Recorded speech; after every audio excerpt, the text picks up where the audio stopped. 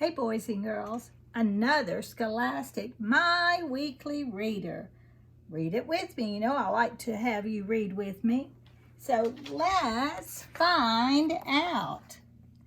A caterpillar grows up. Look how cute he is. And we've got a rhyme. Are you ready? Can you finish the rhyme? This caterpillar crawls. It slowly inches by, but soon it will grow up and change into a butterfly. It's fun to rhyme words, isn't it? Okay, and here we have the inside.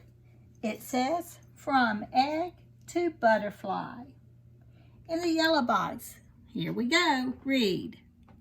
Egg. A caterpillar starts in an egg. Do you think it can fly yet? Oh, no, I don't think it can.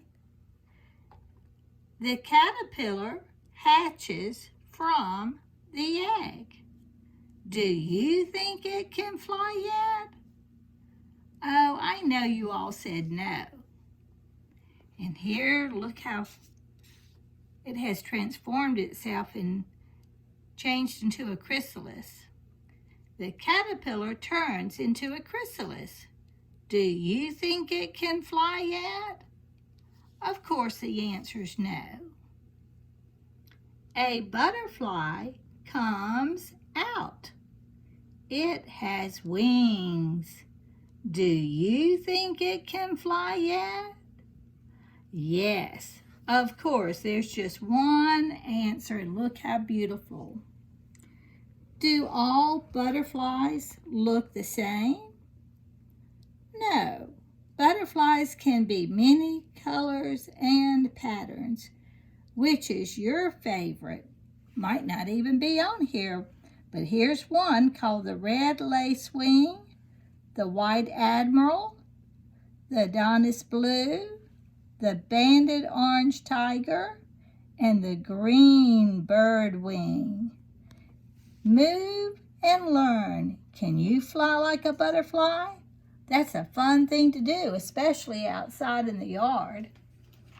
On the back page, it says, what kind of butterfly? Here we go. Read the chart to see what each caterpillar looks like when it grows up. Yes, because caterpillars don't always look the same either, do they? Here's the blue morpho, and look at how it looks in the caterpillar stage, and then it turns into this beautiful blue. Here's the monarch with the green and yellow caterpillar stripe and the beautiful orange and black colors. Now 88, that's a funny name for a butterfly. You can't tell it's 88 when you see the caterpillar, but when you examine these wings, they look like the numbers 88, and that's how that caterpillar got its name. We're going down to the questions, and to find the correct answer, all you have to do is look back up here in this box, and you can't mess up. Number 1 says, which caterpillar grows up to look like this? Okay, let's go back up here. Let's stay on the same row. You got it. It's the purple and yellow one. Number 2 says, which caterpillar grows up to look like this? Here we find it up here. Oh yes, it's that green and yellow and black striped one. So we would circle this one. Which caterpillar grows up to look like this? Remember, that's the 88. Let's find 88. Let's find his caterpillar. Oh, look at those long antenna looking things. So it's this one. Down at the bottom, you have a bonus. Which butterfly's name is a number? We've got to check out the wings. Oh yes, it's only one. This one right here, number 88. Wow, that's some cool information. And you can look for your weekly reader to come home in your uh, bag at the end of the year. If we were at school, we would be measuring caterpillars because, as you can see, of course, there were so many different kinds. They're different sizes. And if you were measuring, you would do their wingspan. That's from one end to the other end. And that's how you would know how long each one is. When you measure, remember that rule? You have to start on 0. You never start on number 1. You start on what? 0. That's right. And on the back side of this school paper, there's a beautiful butterfly right there. And on this side, on the left side, it has some shapes. And the challenge was for you to take your pencil and draw the same exact shape on the wings on the opposite side.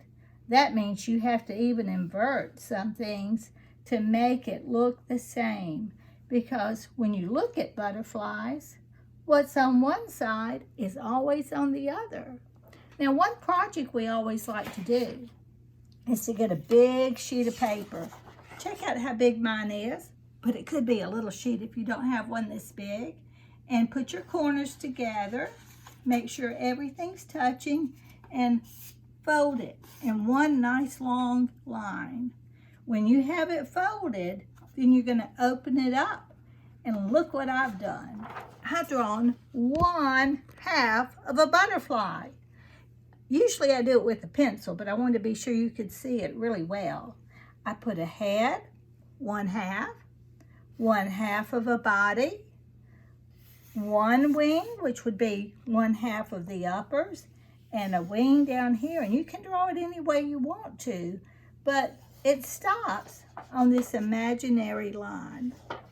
Now, something cool is getting ready to happen. You have to be super careful because I know I am. I even put a beach towel down here.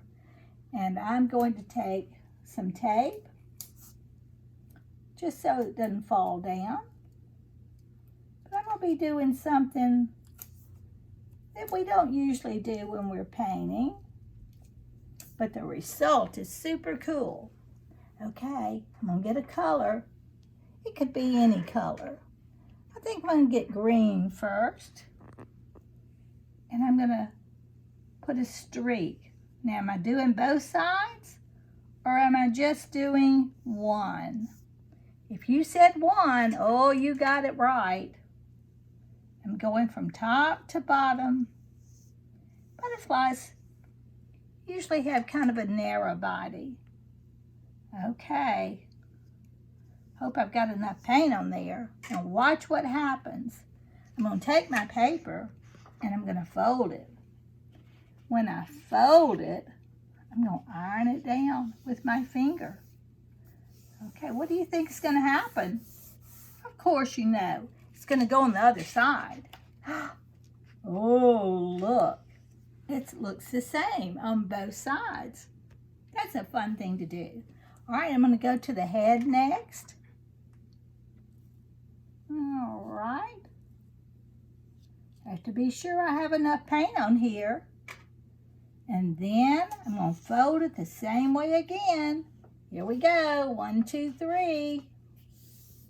And then I'm going to gently squish it with my finger and make sure it's folded well. Let's see what happens when I open it up. Oh, look at that head. Looks pretty cool, doesn't it? Okay, then I'm going to take my paint and I think I'm going to make it a sign. You know what that is, of course. I'm going to circle like a C.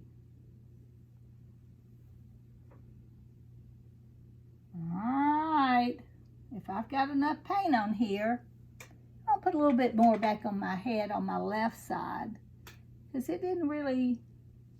Let's see what happens if I do it again. Okay, here we go. I'm going to fold it. I'm going to do my head first. I'm going to go over here. And with my finger, I can see where my paint was. So that's the space I'm going to rub. Okay. Open up. Voila. Looking pretty good, huh? Okay. It's one of those things I was just going to do a little bit, but it's so much fun I don't want to stop. So I'm going to put a little bit of pink in here. I'm going to put a little bit of pink right here.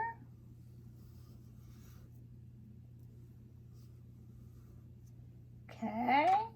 Everybody say 1, 2, 3 and close it up. Going down to the bottom wing. And then remember, I just put a little dot inside the other one. Let's see what happens next. Oh, yes, it's looking really nice. Last thing I'm going to do is I'm going to take my paintbrush and I'm going to get on my marker line.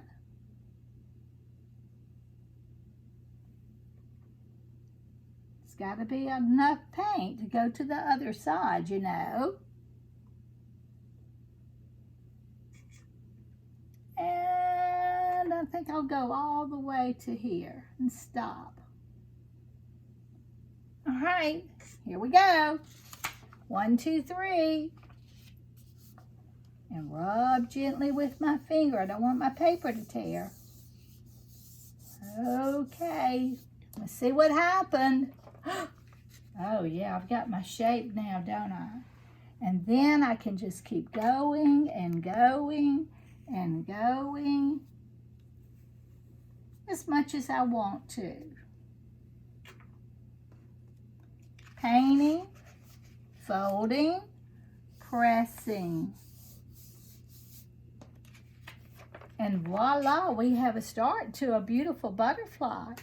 I have one that a little boy did in my room years ago, and his turned out like this. I think he did a really nice job too. And when you get through, all you do is get your scissors and cut on your first line. Now you want the whole thing to stay together. So it's best if you let it dry, fold it the opposite way, and then cut it out together. Okay, I hope you get to do this project. Remember, you just need a few things. I didn't have much paint at home, but it's fun to add lots of colors or just a few colors. And you can do that. But, you know, there are a lot of other ways to make butterflies if you don't have paint. You could color one. You could make one out of chalk on your patio. There are a lot of different ways, even with coffee filters and things like that. I hope you get to make one, and if you do, share it with us. Thank you. Bye-bye.